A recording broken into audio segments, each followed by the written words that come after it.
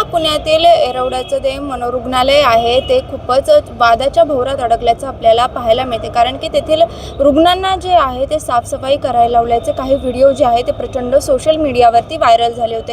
त्याच्यानंतर तेथील जे अधीक्षक आहे श्रीनिवास कोलड यांनी जे ठेकेदार आहे ज्यांना स्वच्छतेचं काम दिलं गेलं होतं त्यांना ब्लॅकलिस्ट करण्यात येईल, यासोबतच त्यांच्यावरती गुन्हे दाखल करण्यात येईल असा आदेश जो आहे तो काढलेला आहे। मात्र सध्या आपल्यासोबत तेच ठेकेदार आहेत जेथून हे सर्व प्रकरण जे आहे ते सुरू झालं। सर्वप्रथम तर तुम्ही मला हे सांगा की पहिली तुमची ओळख सांगा, त्याच्यानंतर हे कुठून सुरू झालं बरं हे प्रकरण? मी विजय कांबळे, लोकराज्य स्वयंरोजगार सहकारी संस्थेचा चेअरमन आहे। मी 2017 पासून तिथे काम करत आहे। 2017 पासून 24 पर्यंत मला कुठल्याही प्रकारची अडचण आली नाही आहे। मी व्यवस्थित काम करत आलो आहे। मला प्रशस्तीपत्रक आमच्या कर्मचाऱ्यांना मिळालं आहे। तिथे जेवढे पण कोण कर्मचारी असतील ते खुश होते। कोलाड साहेब आल्यापासून फक्त आरेरवी आणि त्यांचं एरोगन आणि ते का माझी बिलं थकवले ते फक्त त्यांनाच माहीत असेल। त्यांनी ती कृपया बिलं काढून देण्यात यावी माझी, आणि जे काही माझ्यावरती खोटा आरोप करून कारवाईचा बडगा करण्याचा प्रयत्न करत आहेत हा सूडबुद्धीने आणि चुकीच्या प्रकारचा आहे। त्या व्हिडिओज जे आहेत तुम्ही पण ते व्हिडिओज पाहिले असतील की तिथल्या रुग्णांना ते साफसफाई करायला लावले, त्याचा आणि तुमचा काही संबंध आहे का बरं या सगळ्यात? नाही, काही संबंधच नाही आहे ना। माझं 31 तारखेला काम बंद झालं, 1 तारखेपासून ते आज तक आहेत। आता त्यांनी जी लोक कुठले ठेवलेले आहेत मला माहीत नाही, तिथे कोणता कॉन्ट्रॅक्टर आहे माहीत नाही, त्यांना कसा पगार देणार ते काही माहीत नाही आहे। त्यामुळे माझ्याकडे जे काम कर्मचारी होते त्यांची जबाबदारी माझ्यावर आहे, आणि त्या लोकांनी जे काम केलेलं आहे, ज्या वेळेला पेशंट वॉर्डामध्ये असतात तर ते त्यांचे जे देखरेख करणारे अटेंडंट असतात ते अटेंडंट ते दुसऱ्या वॉर्डामध्ये पेशंटला शिफ्ट करून आमच्या कर्मचाऱ्याकडून काम करून घेत होते। याच्यामुळे पेशंटचा त्या कुठलाही काही कार्यमात्र संबंध नाही आहे। बरं, मग तुम्ही कधीपासून तिथलं काम थांबवलेलं आहे आणि तो संपूर्ण प्रकार जो घडलेला आहे तो कधी घडलेला आहे? मी 1 महिन्याची नोटीस, लिगल 1 महिन्याची नोटीस देऊन 31 मार्चपासून काम थांबवलेलं आहे। 1 एप्रिलपासून त्यांनी कुठले तरी कर्मचारी लावलेत असं कळतं आहे, आम्हाला काय माहीत नाही। पण प्रसार माध्यमातून ज्या वेळेला हे कळलं की असा व्हिडिओ व्हायरल झाला, हे झाले ते झाले, या बाबतीमध्ये मला काय प्रसार माध्यमातून कळलं या सगळ्या गोष्टी, आपल्याला त्या बाबतीतलं काही आयडिया नाही आहे।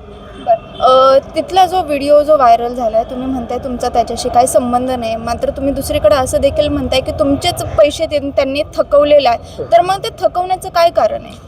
ते त्यांनाच माहिती मॅडम, कारण वारंवार आता 20 महिन्याची अमाऊंट 2,83,00,000 रुपये मी कर्मचाऱ्यांना दर महिन्याला वेतन दिलेलं आहे।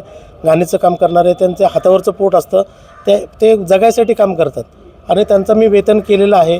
तर साधं गणित आहे, त्यांना जर रुग्णालय सुधरवायचं असेल तर त्यांनी पहिले सफाईचं प्रायोरिटी करायला पाहिजे होती। 20 महिने समजा माझ्याकडून काम होत नसेल तर त्यांनी मला पहिले सांगायला पाहिजे होतं किंवा तुमच्याकडनं काम होतं। 20 महिने काम करून घेऊन माझं बिल थकवण्याच्या मागे त्यांना उद्देश कळलाच नाही मला। तुम्ही अधीक्षक तिथले कोलड आहे, तुम्ही त्यांच्यावरती गंभीर आरोप करतात की जाणून बुजून ते करतात, का करत असावेत बरं असं जाणून बुजून? त्यांना मला काय कळलं नाही मॅम, कारण आता पुढे निविदा प्रक्रिया पण झाली होती। त्यांनी जर क्लिअरली सांगितलं असतं मी त्यांच्याशी संभाषण केलं असतं। तुम्हाला त्यांच्याकडून काय, तुम्ही त्यांच्याशी बोलणं केलेत का तुम्ही त्यांच्या वरिष्ठांपर्यंत, या रुग्णालयाच्या प्रशासनापर्यंत त्यांच्याकडून काय सांगितलं? मी वरिष्ठ कार्यालयाला पत्रव्यवहार केलेला आहे माझ्या बिलांच्या संदर्भात। त्यांनी मला आश्वासन दिले की आम्ही बिल तुम्हाला देऊ असं सांगितलं होतं।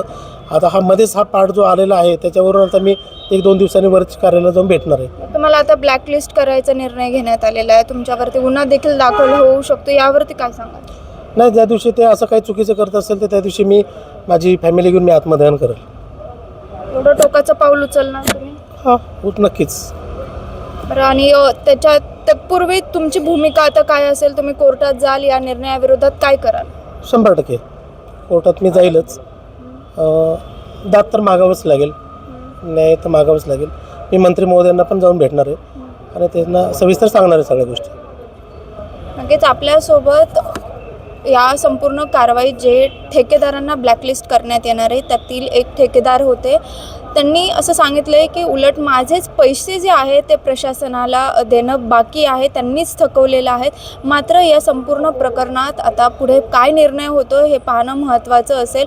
हे जे व्यक्ती आहेत, गृहस्थ आहेत, ते आता या संपूर्ण प्रकरणी न्यायालयात जाणार आहेत आणि तरी देखील त्यांना जर ब्लॅकलिस्ट करण्यात आलं, ज्या दिवशी ब्लॅकलिस्ट करण्यात येईल त्या दिवशी यांनी आत्मदहनाचा, सहकुटुंब आत्मदहनाचा इशारा दिल्याचं सध्या पाहायला मिळतं. शिवानी लकडे, टाइम्स ऑफ महाराष्ट्र, पुणे.